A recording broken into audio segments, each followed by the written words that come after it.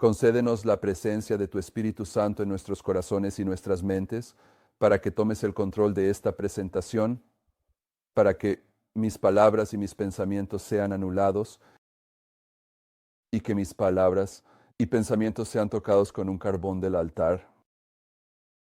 Queremos que prepares los corazones y las mentes de aquellos que reciban estos mensajes para que los entiendan como tú lo consideres adecuado y que logren exactamente lo que has diseñado para nosotros como individuos y como tu pueblo. Y queremos que la lluvia tardía sea derramada sobre nosotros. Así que gira nuestros recipientes hacia arriba y llénanos, lo pedimos en el nombre de Jesús. Amén.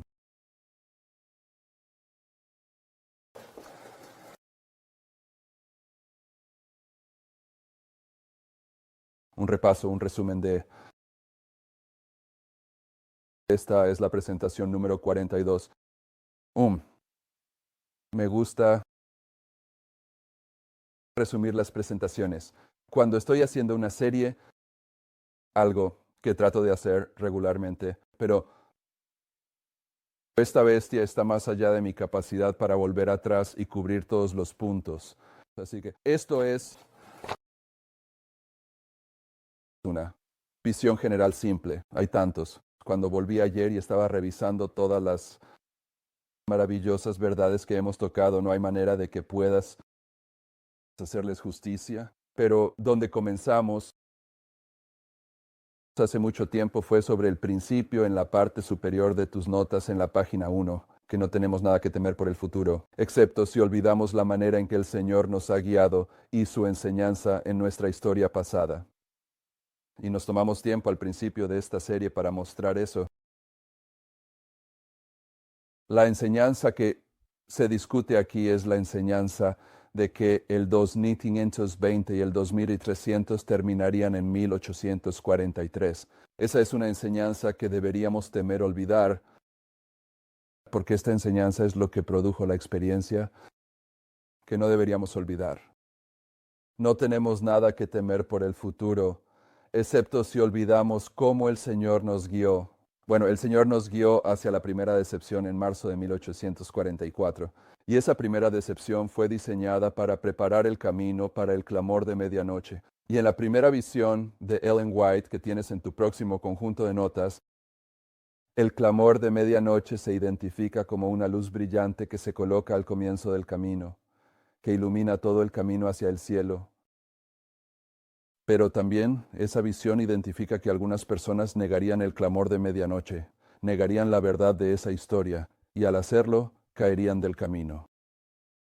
Entonces, cuando se trata de esta primera declaración sobre olvidar cómo el Señor nos ha guiado y su enseñanza en nuestra historia pasada, si olvidamos que esta enseñanza aquí, los 2520 y los 2300 años, es lo que produjo la primera decepción, entonces estamos negando la manera en que el Señor nos ha enseñado.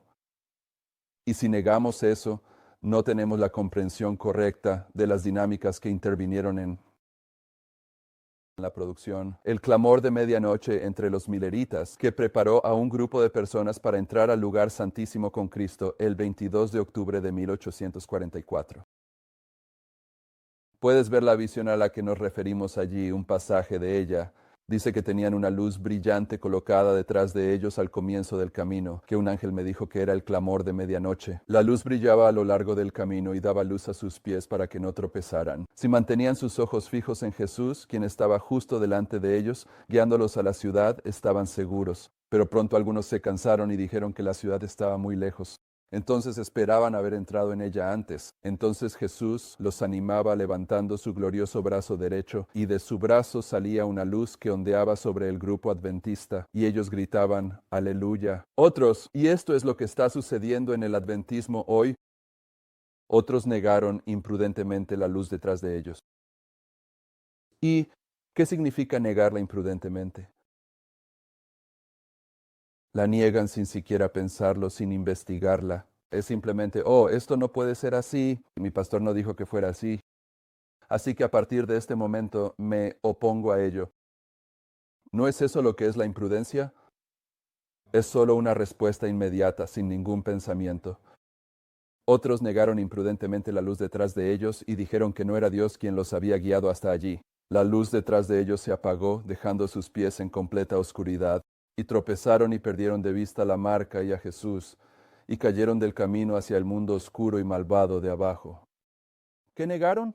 Negaron el clamor de medianoche. ¿Qué produjo el clamor de medianoche? Fue cuando el Señor retiró su mano de aquí. La mayoría de los adventistas entienden eso a un nivel superficial. Saben que cuando el Señor retiró su mano de aquí, el mensaje del clamor de medianoche fue cuando Samuel Snow vino a identificar la conclusión de los 2300 días como el 22 de octubre de 1844. Pero debido a que han olvidado la historia involucrada, no se dan cuenta de eso. El Señor también estaba retirando su mano de los 2520. Y al final de esta página tienes Primeros Escritos, página 235-237, donde la hermana White habla sobre el Señor retirando su mano de este cuadro. Y ella dice, estoy donde dice el error explicado en tus notas. Vi al pueblo de Dios gozoso en expectativa, esperando a su Señor, pero Dios diseñó probarlos. Su mano cubrió un error en el cálculo de que los periodos proféticos, 2 periodos proféticos justo ahí. Aquellos que estaban esperando a su Señor no descubrieron este error, un error singular, el error de la plenitud del año. Y los hombres más eruditos que se opusieron al tiempo tampoco lo vieron. Dios diseñó que su pueblo se encontrara con una decepción. La primera decepción fue el diseño de Dios, fue una prueba. Él iba a probarlos. No deberíamos olvidar eso. Si lo olvidamos, necesitamos temer. El tiempo pasó y aquellos que habían esperado con alegre expectativa a su Salvador estaban tristes y desanimados. Porque aquellos que no habían amado la aparición de Jesús, pero abrazaron el mensaje por miedo, estaban contentos de que Él no viniera en el momento de la expectativa. Su memoria y profesión no había afectado el corazón ni purificado la vida. El paso del tiempo estaba bien calculado para revelar tales corazones. Había un propósito en esta decepción. Aquellos fieles, decepcionados, que no podían entender por qué su Señor no vino, no fueron dejados en la oscuridad. Nuevamente fueron guiados a sus Biblias para buscar sus periodos proféticos. La mano del Señor fue removida de las cifras, estas cifras aquí arriba, y el Señor fue removido de esas cifras, y el error singular fue explicado. Vieron que los periodos proféticos llegaban hasta 1844, y que la misma evidencia que habían presentado para mostrar que los periodos proféticos cerraban en 1843, probaba que terminarían en 1844. Y el 2520, que pensaban que terminaba en 1843 en este gráfico que fue producido para corregir el error en ese gráfico. 677 es el mismo lugar justo en el centro arriba, 677. Esta es la columna del 2120 que creían que terminaba en 1843. Esta es la misma columna del 2520, pero han corregido el error, es 1844. Así que están corrigiendo el error en esto y en esto, en este gráfico. Porque el Señor quitó su mano. Y no tenemos nada que temer excepto olvidar esa experiencia, ese proceso de prueba que fue diseñado por Dios y las enseñanzas que estaban conectadas a ese proceso de prueba, y las enseñanzas que estaban conectadas a ese proceso de prueba eran el 2300 y el 2520. Así que tenemos en tus notas, no tengo la intención de leer todas estas cosas, pero están en tus notas como punto de referencia. Al principio, las diferentes secciones que hemos tratado en esta serie de adoración, vemos aquí, en la parte superior de la página 2, ella está poniendo su sello de aprobación en este cuadro. Vi que la verdad debería hacerse clara sobre mesas. Ella está haciendo referencia a esto. Yo vi que la verdad debería hacerse clara en tablas. Ella está escribiendo esto en 1850 antes de que se produzca este cuadro. Pero ella está diciendo que la segunda tabla de Habacuc necesita ser ensamblada en esta cita en particular. Vi que la verdad debería hacerse clara sobre tablas. Y esa expresión proviene de Habacuc 2, que la tierra y su plenitud son del Señor, y que no se deben escatimar los medios necesarios para hacerlo claro. Haz que esta verdad sea clara en esta tabla. Vi que el cuadro antiguo y en los primeros escritos, esta declaración está registrada como el cuadro de 1843. Vi que el cuadro antiguo fue dirigido por el Señor y que ninguna figura de él debería ser alterada excepto por inspiración. Y lo que se alteró de este cuadro a este cuadro se basó en sueños y visiones que ella recibió para dar dirección a su esposo para que produjera este cuadro, lo cual hizo por Otis Nichols. Y luego, con respecto a este cuadro, vi en Manuscript Releases, volumen 13, 359, vi que Dios estaba en la publicación del cuadro por el hermano Nichols. Vi que hay una profecía de este cuadro en la Biblia y desafiaría a aquellos que dicen que el cuadro de 1863 representa los fundamentos del adventismo a mostrar un espíritu de profecía, pasaje donde ella dice que el cuadro de 1863 está en la Biblia proféticamente, es Homei, como mostramos en nuestra presentación anterior del año 1863. El rechazo de los fundamentos por James White está definitivamente marcado en la Biblia, pero ese es un tipo diferente de marca profética. Aquí, lo que estamos diciendo es que Ellen White está poniendo su sello de aprobación. Estas son las dos tablas de Habacuc, que son paralelas a las dos tablas de los 10 mandamientos. Así que hay algunas citas que siguen donde la hermana White coloca su respaldo sobre los mensajes que fueron presentados en la historia de los milleritas a partir de estos cuadros. Dios no nos está dando un nuevo mensaje. Debemos proclamar el mensaje que en 1843 y 1844 nos sacó de las otras iglesias. No hay un nuevo mensaje. Debemos proclamar el mismo mensaje que se proclamó en 1843. Todos los mensajes dados desde 1840 hasta 1844 deben hacerse contundentes ahora. Algunas personas dicen que esa palabra todos debería leerse como ambos, el primer y segundo mensaje del ángel, pero eso no es lo que escribió Ellen White. Si estás inmerso en las técnicas de la crítica superior, entonces tienes la autoridad para entrar y cambiar la Biblia. Por lo tanto, tienes esta misma actitud hacia el espíritu de profecía y estás dispuesto a cambiar la palabra todos por ambos, pero dice que todos los mensajes dados desde 1840 hasta 1844 deben hacerse contundentes ahora. La siguiente cita dice, las verdades que recibimos en 1841, 1842, 1843 y 1844 ahora deben ser estudiadas y proclamadas. ¿Cómo puedes proclamarlas si crees que eran erróneas? Supongo que podrías, pero proclamar que son erróneas. La advertencia ha llegado. No se debe permitir nada que venga a perturbar el fundamento de la fe sobre el cual hemos estado construyendo desde entonces. El mensaje llegó en 1842, 1843 y 1844. Yo estaba en este mensaje en todo sentido. He estado de pie ante el mundo, fiel a la luz que Dios nos ha dado. No proponemos quitar nuestros pies de la plataforma en la que fueron colocados, ya que día a día buscamos al Señor con oración ferviente, buscando luz. ¿Crees que podría renunciar a la luz que Dios me ha dado? La luz de la que ella habla son los mensajes que llegaron en el 42, 43 y 44, a los que llamó el fundamento. Y luego dice que esta luz debe ser como la roca de los siglos. Eso es con una R mayúscula, una A mayúscula. Así que ella está diciendo que estas verdades son los fundamentos del adventismo y que estas verdades en este gráfico son la roca de los siglos.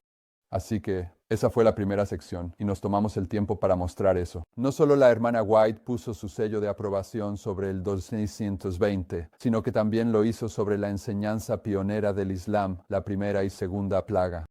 Lo hizo sobre la enseñanza pionera del continuo. Ella dice que la enseñanza que el adventismo presenta sobre el continuo hoy, que el continuo representa el ministerio del santuario de Cristo, provino de ángeles que fueron expulsados del cielo.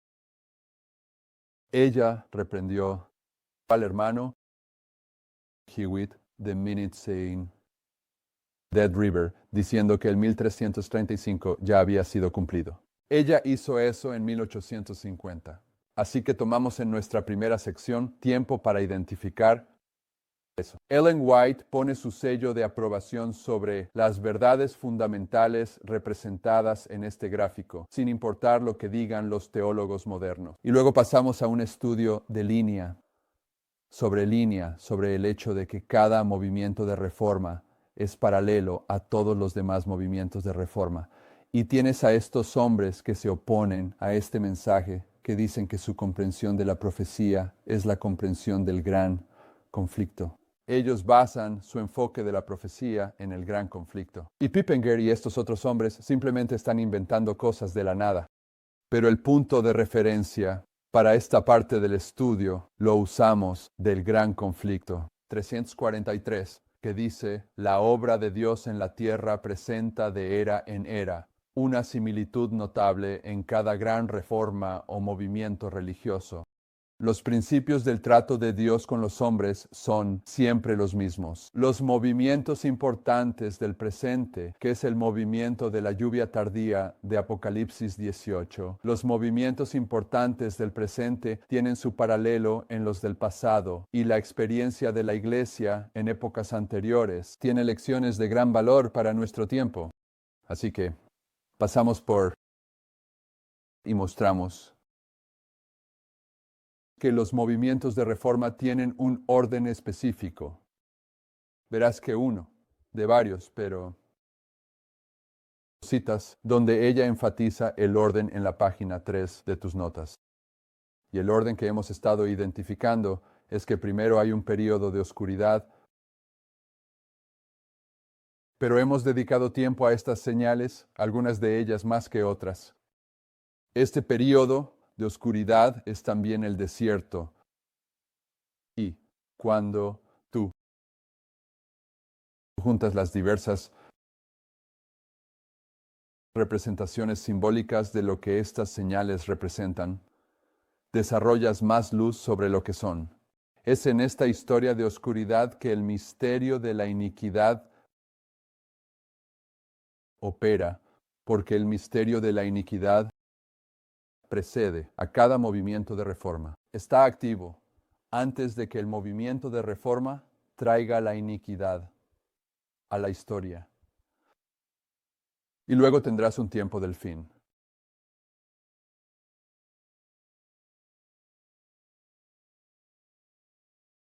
Luego tienes un aumento de conocimiento cuando el libro es desellado. Luego tienes el mensaje formalizado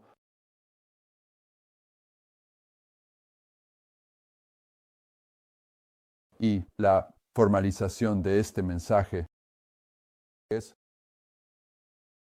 la voz que sale del desierto. Este mensaje tendrá relevancia para esta historia. El mensaje que llega aquí, el primer mensaje que llega aquí y atraviesa la historia, es posteriormente empoderado por la confirmación de dicho mensaje, y ese empoderamiento se marca cuando desciende un símbolo divino. En este punto hay un trabajo fundamental. Eso se hace en cada historia.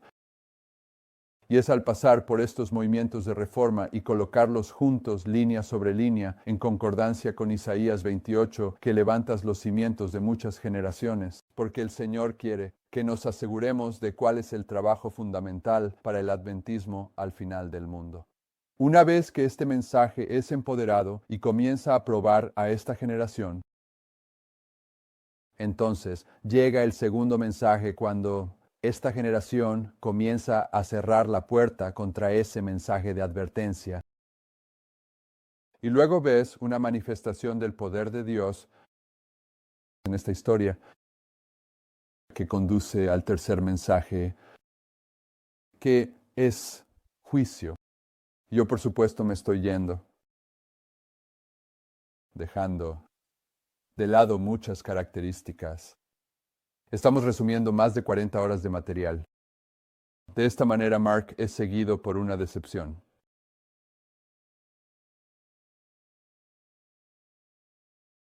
Entonces, 2P en decepción. Tantas veces como lo he escrito, debería saberlo, ¿verdad? Verás un número 7 aquí que tiene una conexión evidentemente con la decepción, pero también representa una dispersión. Y luego finalmente llegará el cuarto mensaje, quizás en breve.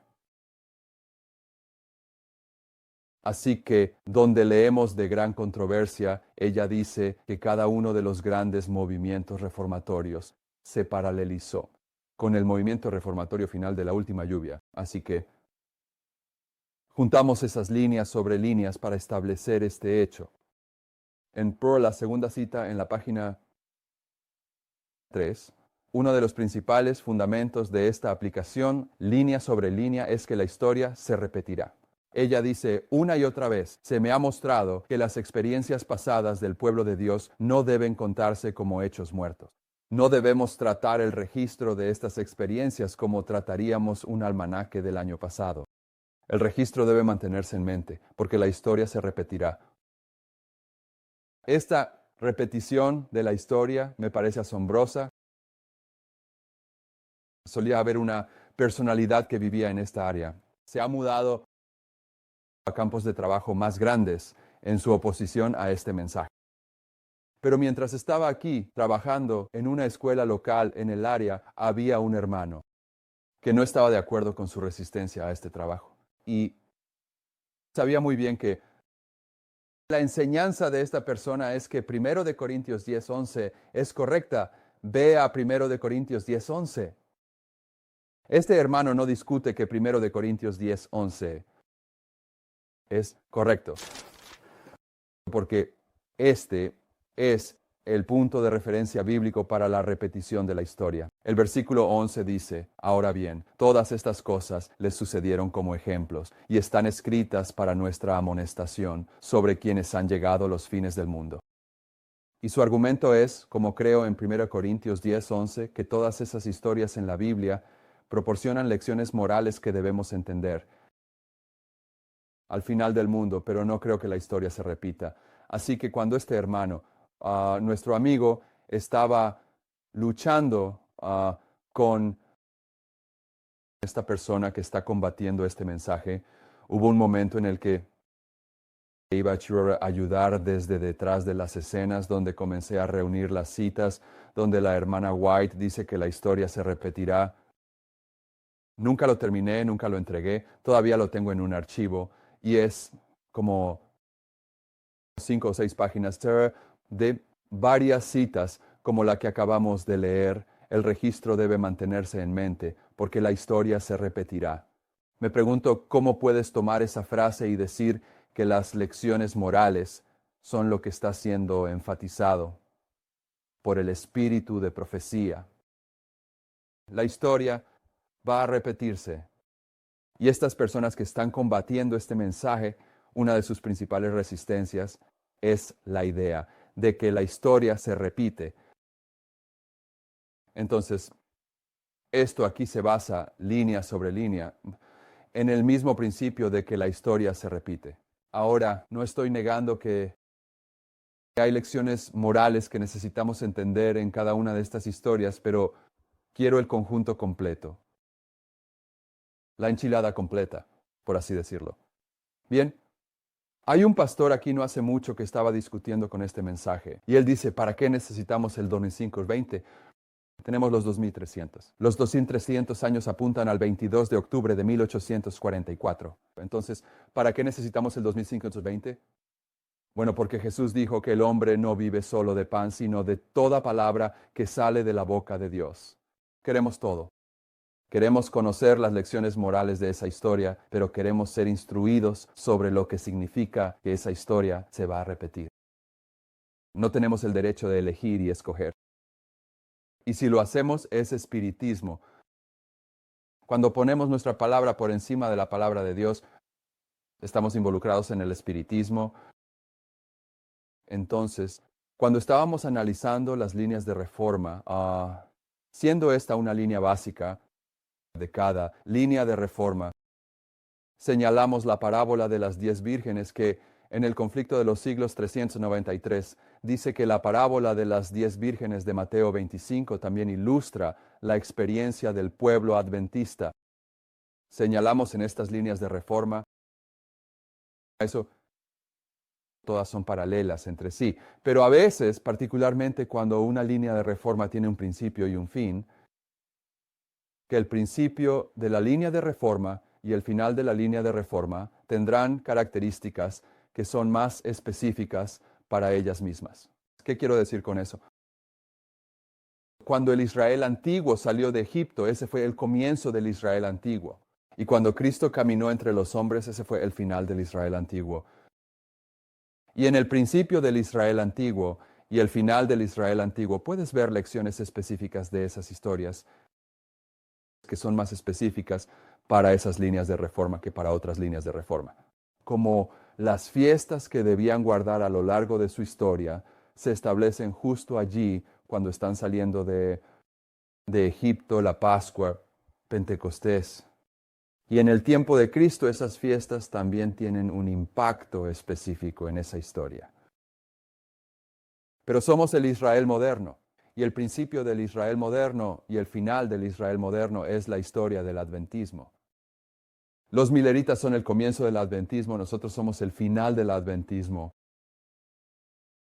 Una de las verdades más específicas para nosotros en estas repeticiones de líneas reformadas es que al principio del adventismo y al final del adventismo, la parábola de las 10 vírgenes está ilustrando ambas de nuestras historias.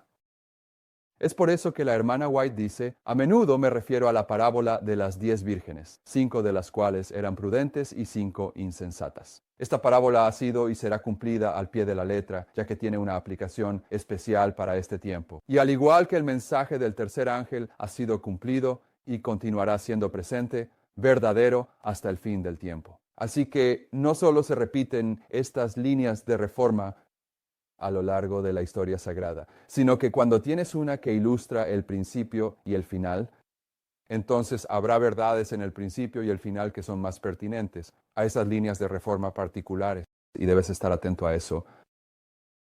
Si no estás atento a eso, si no entiendes eso, si no estás dispuesto a aceptarlo, entonces tendrás dificultades. Aceptando la premisa de que el ángel de Apocalipsis 10 descendió en la historia milerita cuando el Islam fue restringido, y por lo tanto el ángel de Apocalipsis 18 desciende en nuestra historia cuando el Islam es restringido. Esas dos características son específicas del principio y el final del adventismo, aunque se infieren. Cuando Cristo está entrando en la entrada triunfal, hay un asno que ha sido restringido, que es liberado por los discípulos para que el mensaje del Islam pueda llevar a Cristo a Jerusalén. Quiero decir, todavía están allí, pero ellos son específicamente mencionados al principio y al final del adventismo. Y hay otras líneas de reforma que también poseen ese pensamiento. Examinamos argumentos que muestran que la historia de los mileritas se repite en nuestra historia en conexión con línea sobre línea. Otro es los 7 truenos. La luz especial dada a Juan, que fue expresada en los 7 truenos, era una delineación de eventos que ocurrirían bajo el mensaje del primer y segundo ángel. Si marcamos esta línea de reforma como la historia de los mileritas, el tiempo del fin fue 1798, el juicio llegó en 1844.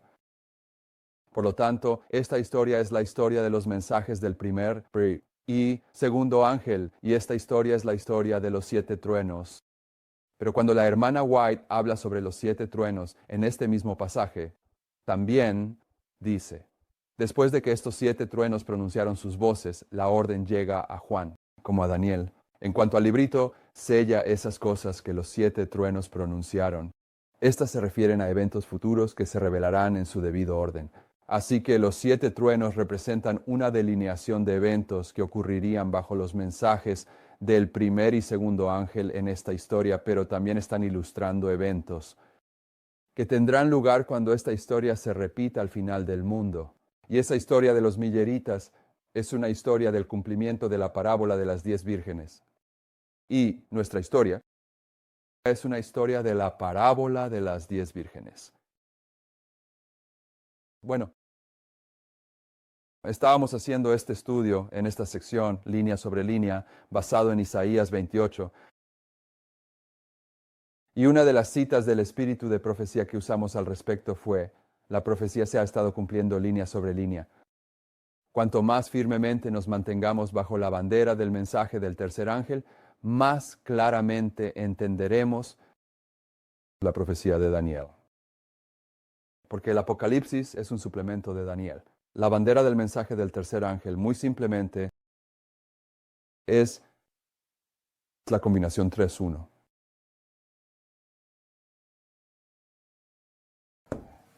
En este pasaje donde ella dice esto,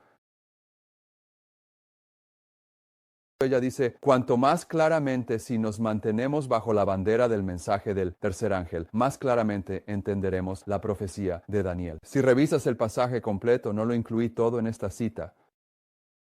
Ella dice: cuanto más firmemente, continúa en la siguiente oración diciendo: cuanto más firmemente entenderemos las antiguas verdades de la profecía bíblica.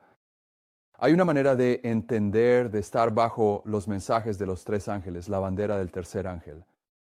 Eso te permite abrir la profecía bíblica, la historia de la profecía bíblica. Y es esta combinación 3-1. Esta combinación 3-1 está marcada a lo largo de la palabra de Dios, y lo que hace cuando ves la combinación 3-1 es informar al estudiante de la profecía que esta es una historia que tiene una repetición directa, que al final del mundo, como los 3 hebreos siendo arrojados al horno ardiente y llameante, en Daniel capítulo 3, y luego aparece un cuarto. Esa combinación 3-1 nos está enseñando cómo se lleva el mensaje al mundo, porque todo el mundo estaba allí en la casa de Nabucodonosor.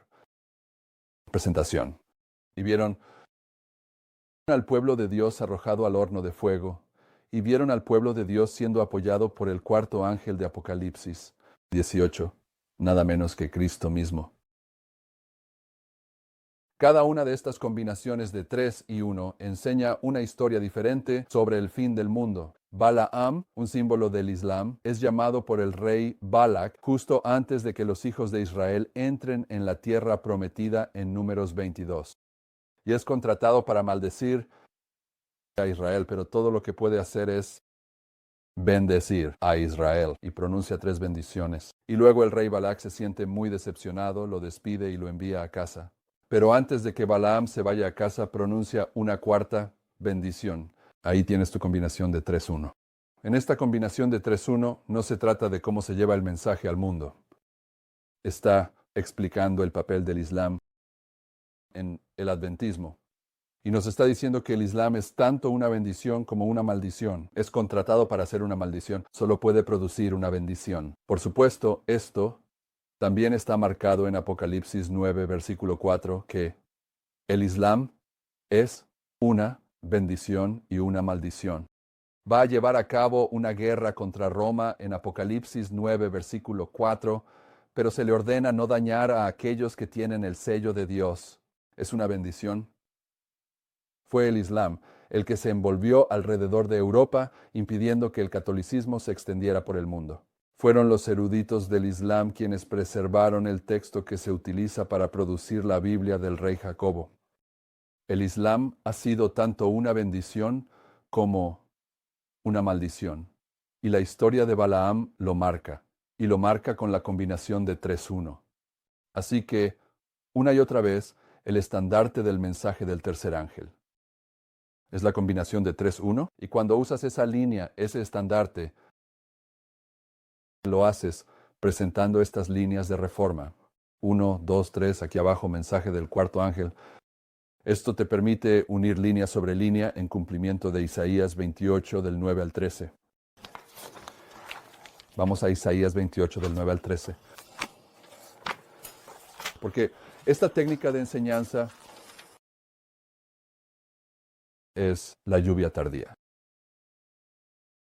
Isaías 28, versículo 9 dice, ¿a quién enseñará conocimiento y a quién hará entender doctrina? A los que son destetados de la leche y apartados del pecho.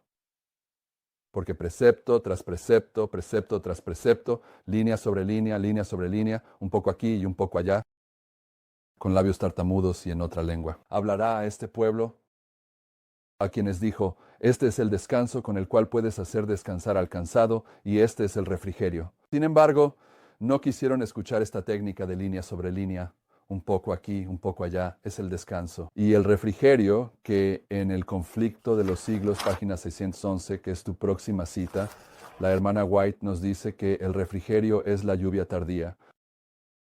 El versículo 13 dice, pero la palabra del Señor fue para ellos, precepto tras precepto, precepto tras precepto, línea sobre línea, un poco aquí, un poco allá, para que vayan y caigan hacia atrás y sean quebrantados, atrapados y tomados. Y en el versículo 12 se dijo que se negaron a escucharlo.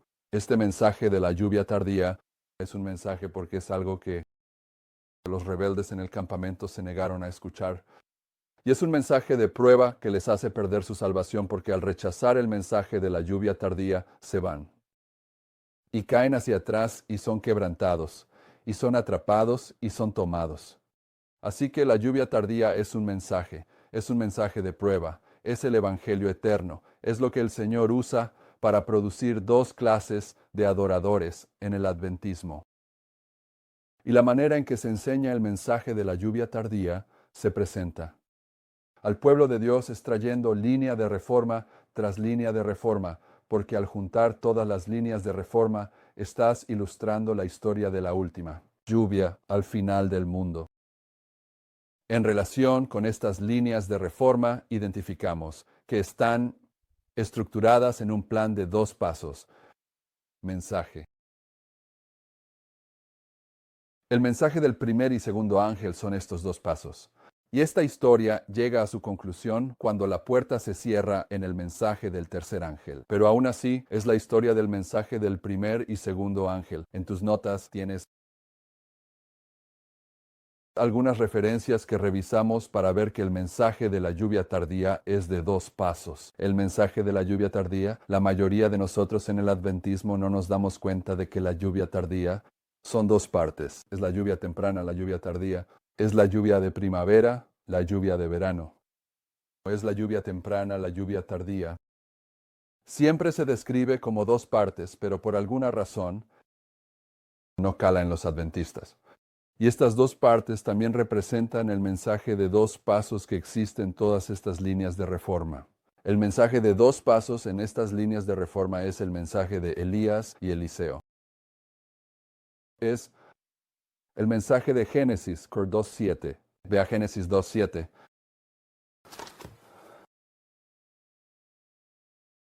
Génesis 2.7 dice, y el Señor formó al hombre del polvo de la tierra, paso número 1, y sopló en su nariz aliento de vida, paso número 2, y fue el hombre un ser viviente. Y Génesis 2.7 está prefigurando Ezequiel 37, versículos 1 al 14, donde Ezequiel ilustra dos mensajes proféticos. El primer mensaje trae el valle de huesos secos y muertos, que la hermana White dice repetidamente, es la iglesia adventista del séptimo día al final del mundo. El primer mensaje de Ezequiel une los huesos, la carne y los tendones, pero aún no son un ser viviente. Simplemente han sido formados del polvo de la tierra, eso es todo. Y luego el segundo mensaje de Ezequiel es cuando se les insufla aliento y se ponen de pie, un ejército poderoso. Y Adán se convirtió en un ser viviente. Así que en la creación de Adán y el levantamiento de la iglesia adventista del séptimo día al final del mundo, es un mensaje de dos pasos. Es el mensaje del primer y segundo ángel. Es el mensaje de Elías, el primero. Juan el Bautista fue Elías, William Miller fue Elías. Ese es el mensaje del primer ángel. Pero Elías siguió a Juan el Bautista y William Miller y Elías. Y Cristo es Elías en relación con Juan el Bautista. Y en Apocalipsis 10, el 11 de agosto de 1840, El ángel poderoso que descendió, quien sigue a Miller, Elías, no era menos que Jesucristo, Elías. Y en nuestra historia, el primer mensaje que llega en 1989, el mensaje de los eventos conectados con el cierre de la gracia, es el mensaje de Elías. Y el 11 de septiembre desciende el ángel de Apocalipsis 18. Y una vez más, no es menos que Jesucristo. Es Elías. Es un mensaje de 2 pasos. En el centro de la página 4 pasé por alto algunos, pero en el centro dice 2 llamados. Hablando de Apocalipsis 18, dice, entonces en la última obra para la advertencia del mundo se hacen 2 llamados distintos a las iglesias. Y en Apocalipsis 18 tienes este mensaje de 2 pasos. Bien, al observar estas historias lo que dijimos fue que cada línea de reforma es paralela a las otras líneas de reforma, mensaje formalizado, mensaje empoderado. Actividad de los enemigos mientras luchan contra el mensaje y luego juicio. Entonces, traemos esto, la historia de Miller, y la alineamos con las otras líneas de reforma para dar 2 o más testigos a estas cosas. Y una vez que mostramos eso, entonces identificamos eso. En la historia de Cristo, en la historia de Miller y en nuestra historia hay 2 purificaciones del templo. Bien, miramos la historia de Cristo, que los métodos y medios, el modo de operación, que Cristo limpió el templo. Al principio y al final de su ministerio, es que la divinidad brilló a través de la humanidad. No era tanto que Él estaba volteando las mesas, sino que la divinidad brilló a través de la humanidad. Y notamos que en estas historias, cuando el símbolo divino desciende, esa divinidad está brillando a través de la humanidad, y esto comienza la primera purificación del templo. Para Miller, aquí arriba, esto comienza la primera purificación del templo. El 11 de agosto de 1840, cuando nada menos que Jesucristo descendió del cielo y la divinidad brilló a través de la humanidad. Y esta purificación del templo comenzó en la historia de los milleritas y se marca como concluida en junio de 1842, cuando las iglesias protestantes cierran sus puertas a este mensaje. Esta es la primera purificación del templo. Luego, en el verano de 1844, tienes el clamor de medianoche.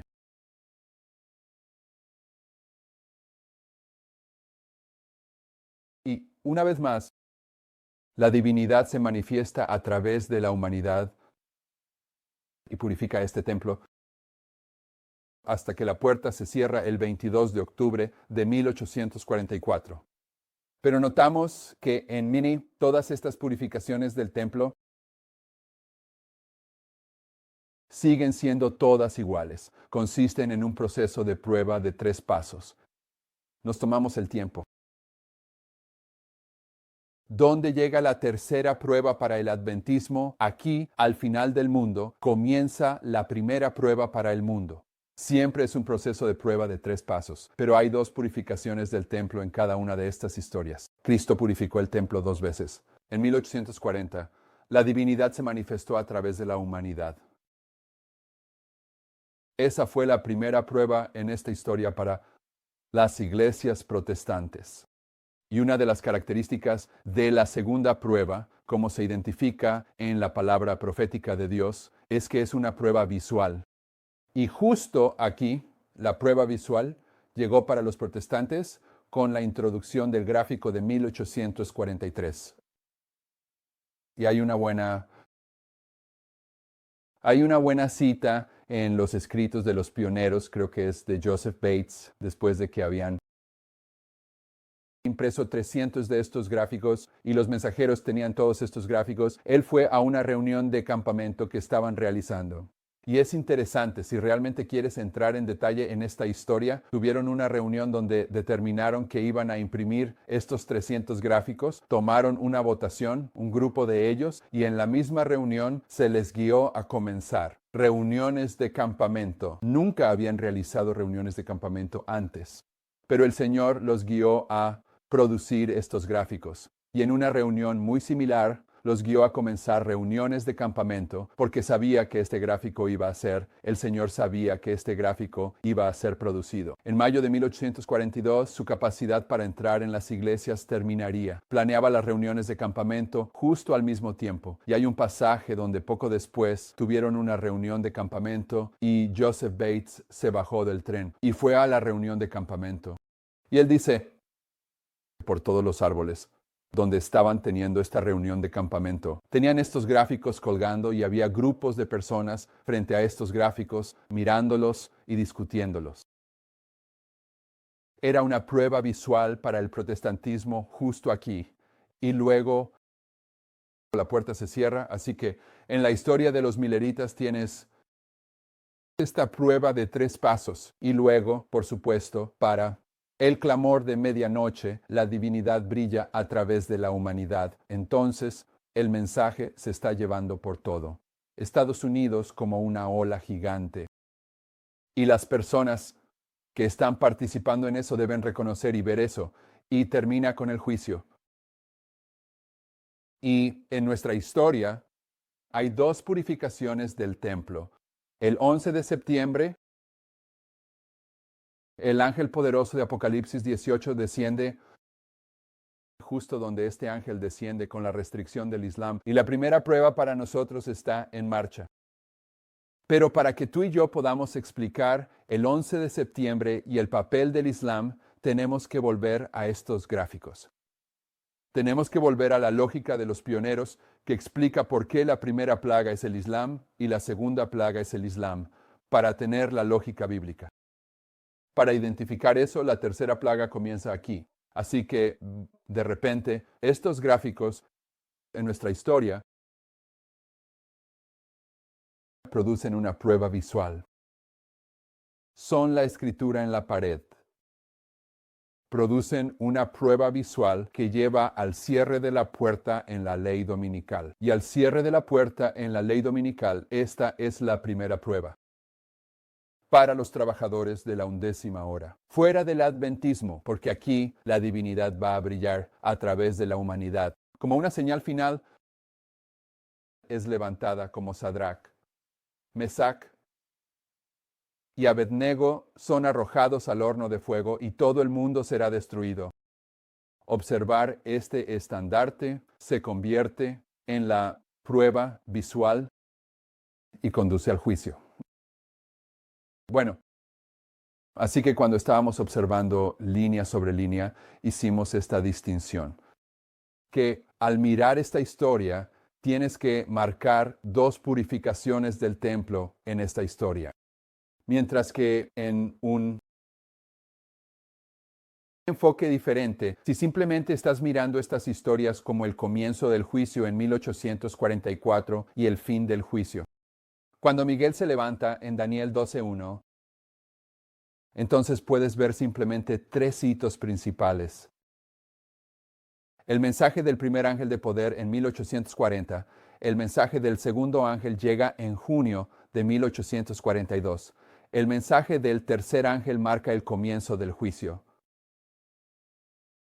El mensaje del segundo ángel aquí es una actividad de los protestantes de los Estados Unidos. Así que si solo estás viendo la línea como un símbolo de la apertura y cierre del juicio, entonces cuando llegas aquí, primera prueba empoderada, Apocalipsis 18, cuando este ángel desciende, segundo hito aquí. Actividad de los protestantes en los Estados Unidos. Una vez más, cuando cierran la puerta, pasan una ley dominical. Y luego la tercera prueba es cuando Miguel se levanta y el juicio termina. Así que tienes que tener cuidado con la línea sobre líneas para definirlas por el contexto. Y eso es con lo que tienes que tener cuidado. Con toda la profecía bíblica, también identificamos en estas historias, Paz,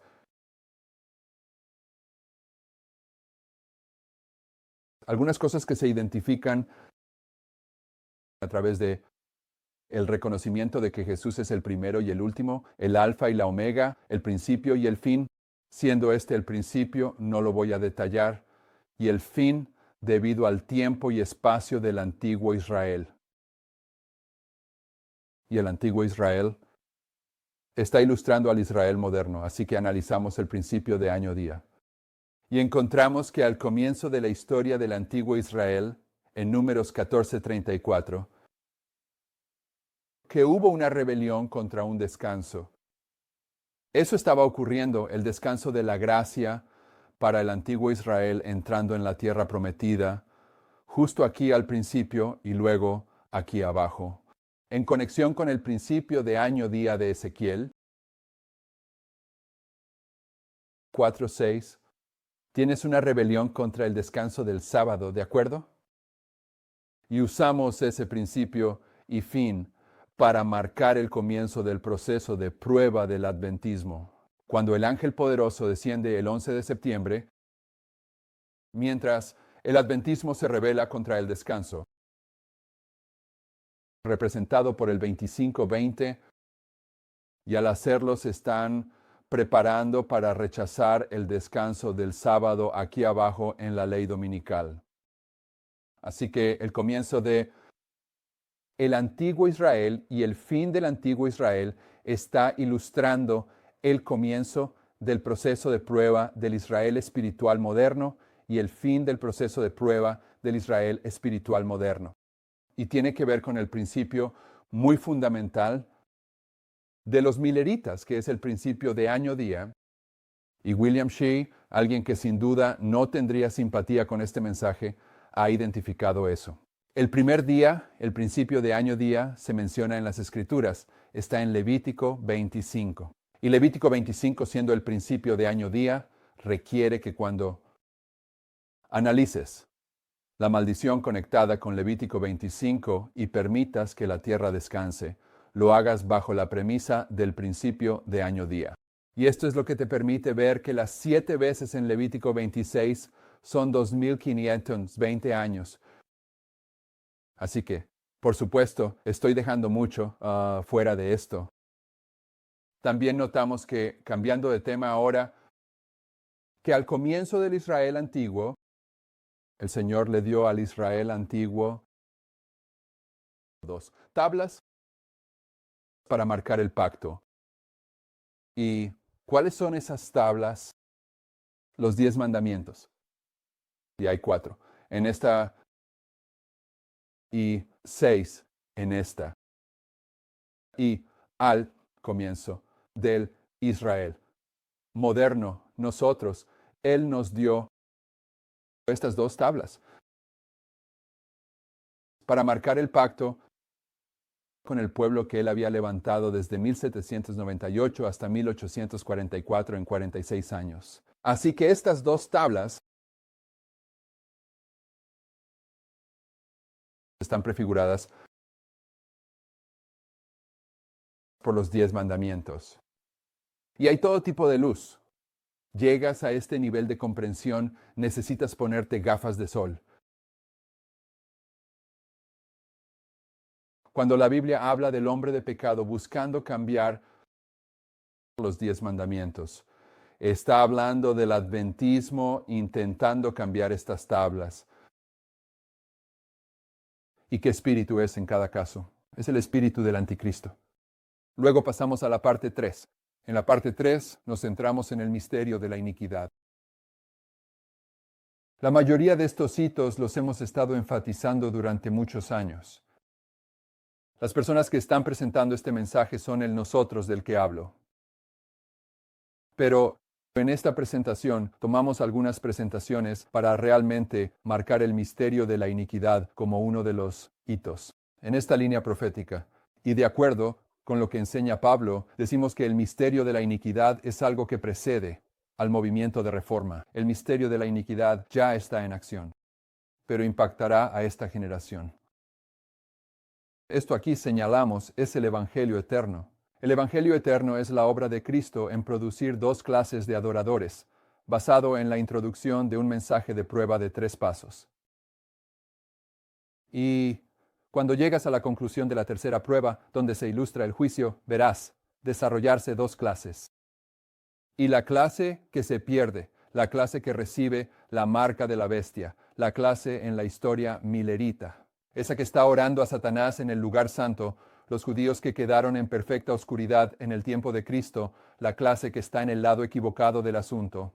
Cuando el Evangelio eterno ha cumplido su obra, pueden rastrear su rechazo al mensaje hasta la actividad del misterio de la iniquidad.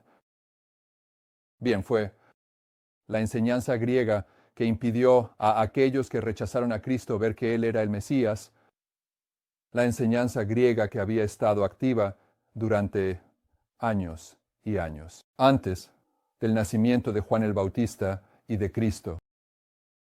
Fue la falta de disposición de los protestantes en la historia de los mileritas, de salir completamente de Babilonia, salir completamente del catolicismo romano, salir completamente de la oscuridad de los 1260 años. Lo que les impidió aceptar el mensaje del primer y segundo ángel. Ellos estaban llevando, y quiero decir, esto tiene una verdad específica y directa conectada con ello, continuaron llevando el papado. En Apocalipsis 17, esta mujer que es la religión del paganismo, se mueve de cabeza en cabeza a lo largo de la historia, y los protestantes que perdieron su camino en la historia de los mileritas continuaron llevando las doctrinas de Roma. No soltarían su comprensión de la inmortalidad del alma o la sacralidad repentina. Así que es el misterio de la iniquidad durante los 1260 años lo que los impactó. Y por supuesto, identificamos eso en nuestra historia particular. Este periodo de tiempo en el desierto comenzó en 1863, cuando las verdades fundamentales empezaron a ser ocultadas. Y que este es el sueño de Nabucodonosor. Es el sueño de William Miller, pero es el sueño de Nabucodonosor. Y cuando el árbol de Nabucodonosor es cortado justo aquí, el tocón del árbol está envuelto con hierro y bronce. Y es hierro y bronce en esta historia que representa el misterio de la iniquidad desde 1863 hasta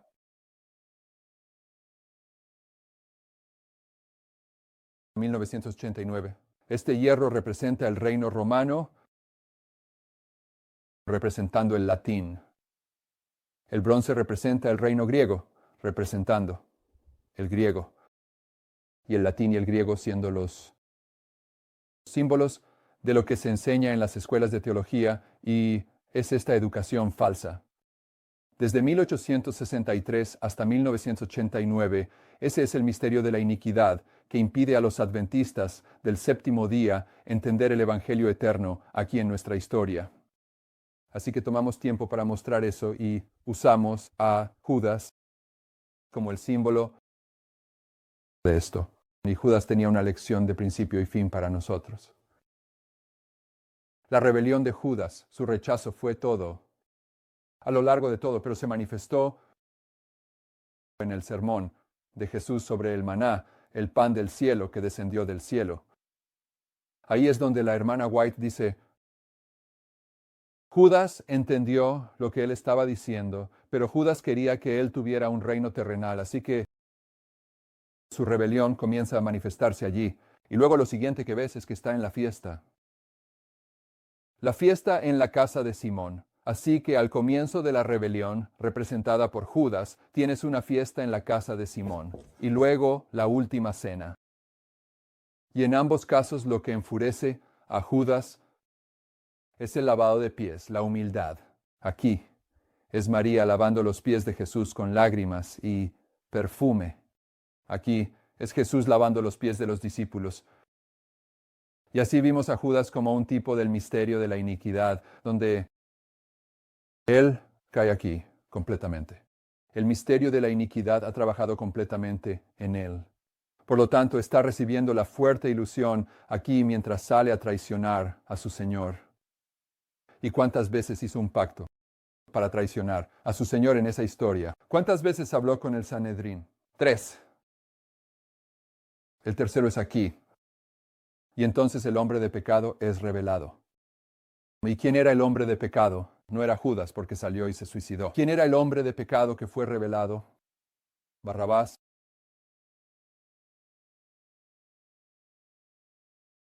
que es un falso Cristo. Bar, que significa hijo de Abba, Padre. En la parte 4 hablamos sobre la caída de Babilonia. Nosotros. Notamos que en realidad la última cena de Cristo en la que estuvo Judas no fue la última cena para nadie más que para Judas. Fue su última cena. Él salió y se suicidó. Pero los discípulos en Cristo van a comer de nuevo. Y luego pasamos en nuestra siguiente sección al libro de Daniel y mostramos que el libro de Daniel es la historia que estamos viviendo ahora mismo. El mensaje del primer ángel es Daniel capítulo 1. El mensaje del segundo ángel es Daniel 2. El mensaje del tercer ángel es Daniel 3. Luego tenemos un periodo de dispersión del sueño de William Miller, que es Daniel capítulo 4. Y luego entramos en nuestra historia actual, donde Belsasar está trayendo desde el 11 de septiembre, donde han introducido las técnicas de formación espiritual de los jesuitas en el adventismo y aprobaron una norma que desde septiembre de 2001, si vas a ser un pastor adventista del séptimo día ordenado, debes ser enseñado en estos métodos. Este es Belsasar trayendo los vasos sagrados del adventismo a su última cena para llenarlos con el vino de Babilonia. Mostramos que esta historia de Daniel, capítulo 5, es lo que se está desarrollando en el adventismo hoy. Y luego el capítulo 6 de Daniel es la crisis de la ley dominical. Pero en conexión con Daniel, examinamos las tres caídas de Babilonia, Nimrod, Nabucodonosor y Belsasar, y encontramos que las mismas dinámicas están presentes en cada una de estas historias. Hay un mensaje de advertencia. Con Nimrod, el mensaje de advertencia fue dado por Sem y Noé, pero Sem, Noé. El mensaje es rechazado y luego el pronunciamiento divino y el juicio para Nimrod. Fue la dispersión. Y luego hubo un mensaje de advertencia para Nabucodonosor en el capítulo 4. Fue un sueño, pero fue interpretado por el profeta Daniel. Y cuando Nabucodonosor, un año después, rechaza ese mensaje de advertencia del libro de Daniel, el juicio, el pronunciamiento divino llega. El juicio son los 7 tiempos. Y luego miramos a Belsasar, el mensaje de advertencia del libro de Daniel, según la Biblia, y el espíritu de profecía era la historia de Nabucodonosor en el capítulo 4. Y Belsasar rechazó ese mensaje de advertencia. Y su mensaje de advertencia, su pronunciamiento divino y su castigo están representados en muchos Tekeluparsin, que suma 220. Así que vemos que con Nimrod, Nabucodonosor y Belsasar, el pronunciamiento divino y el juicio tienen que ver con el 220. Es la escritura en la pared. Es la escritura en la pared para el adventismo. Y luego identificamos que el sueño de Nabucodonosor era el sueño de William Miller. Y aquel sueño de William Miller, cuando las joyas que había tenido empleado por el Señor para reunir y poner en su mesa, esta mesa, y llamó a todos, para que vinieran a ver, que comenzaron a ser cubiertas. En 1863, por el que había sido el más celoso. No sé si es el más celoso, pero su declaración es bastante celosa. Si rechazas que este cuadro fue un cumplimiento de Habacuc 2, abandonas la fe original. Ese es James White. Él había sido el más celoso en decir que defendería este cuadro y comienza a dejarlo de lado en 1863, simplemente paralelizando a Pedro, quien había sido el más celoso, diciendo, «Nunca te negaré, Señor», e inmediatamente después negó a su Señor. Y examinamos este sueño en detalle, cómo una vez que William Miller llora, está paralelando a Juan en Apocalipsis 5 llorando. Una vez que ocurre el llanto, entonces en Apocalipsis 5, el león de la tribu de Judá en el sueño de William Miller, el hombre con el cepillo de tierra, entra y comienza a barrer las monedas falsas y las joyas falsas. Y señalamos que él está simultáneamente barriendo a las vírgenes insensatas, porque las vírgenes insensatas se han conectado con sus ídolos, estas falsas doctrinas. Efraín está unido a sus ídolos, déjalo solo. Así que cuando estas falsas doctrinas son barridas, las personas que las sostienen salen por la ventana con ellas. Y hemos señalado que el barrido comienza cuando el símbolo divino desciende. 9:11 él llega, comienza a limpiar la casa, 1989. Pero la separación, el cumplimiento del Evangelio eterno, del 9:11 a la ley dominical para el adventismo. Cuando hablamos de James White, hablamos de los primeros líderes, que cada primer líder fue probado, ya sea Aarón con el becerro o Jeroboam que rechaza al pionero. Posición, para los nuevos hombres, o Jeroboam o Saúl, el rey Saúl. O estoy olvidando a alguien, Pedro. ¿Quién? Sí, estoy hablando de James White. James White fue prefigurado por todos estos primeros líderes. Pasamos por eso. Notamos que en Isaías 7, me gusta esto, que Enoc es el mensaje del primer ángel. Matusalén es el mensaje del segundo ángel. Noé fue el mensaje del tercer ángel. Y que cuando Acaz estaba rechazando a Siloam, cuando estaba rechazando las aguas de Siloé en hebreo, en Isaías 7, que la raíz de la palabra Matusalén es esta raíz. Cuando él muera, vendrá. Cuando Matusalén murió aquí, el diluvio vino en el tiempo de Noé. Este es Matusalén. Este es Enoc. Así que el mensaje de Matusalén, cuando Matusalén da su mensaje en este periodo de tiempo, una de las cosas que Matusalén nos enseña es la paciencia y misericordia de Dios. Por eso es el hombre más viejo que nunca murió.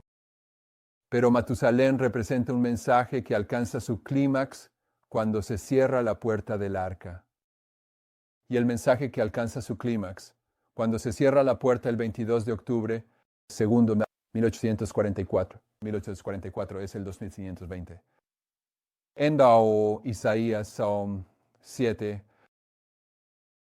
el punto de partida de ambos 2520 es 742. Y 677 ocurre 65 años después. Y Enoc tenía 65 años cuando nació Matusalén. Matusalén representa el 2120 y su nombre representa Siloam y Siloé. Representa para nosotros el mensaje del lluvia tardía que Acaz rechazó y que en 1863 James White comenzó a dejar de lado. Entonces, lo que estamos diciendo es, para concluir, y dejamos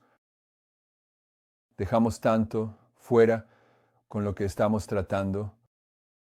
En este punto de nuestros estudios, la primera parte de nuestros estudios fue que Ellen White respalda estas verdades, el espíritu de profecía respalda estas verdades. Luego comenzamos a mirar estas verdades como tipificadas en la palabra de Dios, donde han sido representadas en la palabra profética de Dios. Y uno de los lugares principales donde han sido representadas es en el sueño de William Miller. Y el sueño de William Miller marca el encubrimiento de las joyas, comenzando en 1863, y tomamos mucho tiempo para mostrar por qué 1863 está marcado como ese punto en el tiempo. Ahora vamos a comenzar a mostrar por qué 1989 es el fin del sueño de William Miller, y para mí. No sé sobre los demás. Hay ciertos versículos en la Biblia, y estoy seguro de que si somos fieles y se nos permite pasar la eternidad con Cristo, descubriremos que cada versículo en la Biblia posee lo que voy a decir. Cada versículo en la Biblia tendrá una profundidad que está más allá de nuestra capacidad de ver en este momento, pero algunos versículos en la Biblia ahora mismo son versículos en la Biblia. Pero algunos versículos en la Biblia poseen profundidad Porque de tal manera amó Dios al mundo que dio a su Hijo unigénito, ¿de acuerdo? Para que todo aquel que en Él cree no se pierda, mas tenga vida eterna. Juan 3:16. Puedes tomar ese versículo. Ella podría ir muy profundo. Génesis 3:15. Pondré enemistad entre ti y tu simiente. Pero para Ice Me, el versículo que tiene el mayor paso, el versículo más profundo en la palabra de Dios, es Daniel 11, versículo 40. Daniel 11, versículo 40. Que marca 1989, el fin del sueño de William Miller. Así que, por un tiempo aquí ahora, vamos a comenzar a mirar 1989 y Daniel 11, versículo 40. Y me doy cuenta de que el adventismo básicamente dice, no entendemos la última parte de Daniel 11, y por lo tanto no entienden mucho sobre Daniel 11, versículo 40. Pero te estoy diciendo, en Daniel 11, versículo 40, hay 51 palabras, y esas 51 palabras abren toda la Biblia. Y esa es nuestra afirmación, esa es una de nuestras afirmaciones, que 1989 es el tiempo del fin para los 144,000, y en el tiempo del fin se desvela una profecía que produce un aumento de conocimiento. Es se dice, versículo justo aquí. Si estamos en lo correcto, y lo estamos, eso produce el aumento de conocimiento, y el conocimiento que proviene de Daniel 11, versículo 40. Es profundo, es amplio, es ciertamente más allá de cualquier ser humano para hacer justicia. Y eso es lo que comenzaremos a abordar ahora, en conexión con 1989, el fin del sueño de William Miller. ¿Oramos?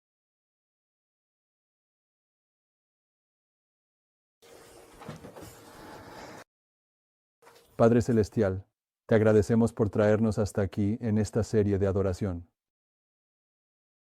Sabemos que como seres humanos somos incapaces de representar correctamente la gloria y la profundidad, el poder, la seriedad de tu palabra. Pero vemos pequeños destellos de esta verdad profunda que has estado revelando a tu pueblo desde 1989, desde que abriste la comprensión de Daniel 11, versículo 40. Y te agradecemos por permitirnos estar entre aquellos que son esos estudiantes de la profecía que van de aquí para allá en tu palabra, comprendiendo este aumento de conocimiento. Y mientras continuamos en esta serie, te pedimos que nos bendigas con más luz. Al hacer una pausa para nuestras tareas individuales, este día te pedimos que nos mantengas seguros, que nos protejas. Y permítenos hacer lo que hacemos para tu honor y tu gloria. Y te agradecemos por el trabajo que estás haciendo con los DVDs y la transmisión en vivo, y pedimos tu continua bendición sobre eso también. Te agradecemos por traer a nuestro hermano a casa sano y salvo, y a su esposa en el nombre de Jesús. Amén.